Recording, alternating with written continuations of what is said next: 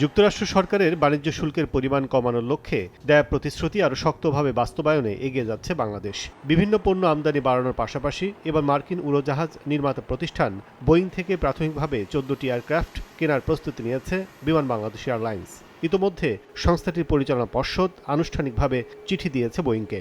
Board meeting এ নীতিগত সিদ্ধান্ত হয়েছে যে আমরা বোয়িং থেকে 14টা এয়ারক্রাফট কিনবো। অনুমোদিত 14টি উড়োজাহাজের মধ্যে 10টি ড্রিমলাইনার ও 4টি কেনা হবে ম্যাক্স মডেলের। আর বহরে বর্তমানে 19টির মধ্যে 14টি বোয়িংয়ের তৈরি।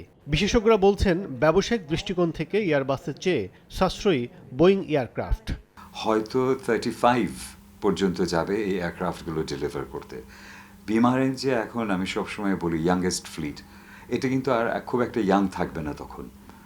এবং 15 বছর এয়ারক্রাফটের এজ হলে মেনটেন্যান্সের খরচ অনেক বেড়ে যায় এবং ফিউয়েল কস্টও বাড়ে, কারণ depending on the age of the engine. আমরা যদি একটা 7.5 থেকে 15 বছরের হিসেব করি, তাহলে দেখা যায় যে মেনটেন্যান্স কস্ট আর ইনিশিয়াল যে প্রাইসে ধরে কেনা হলো, এই দুটো মিলিয়ে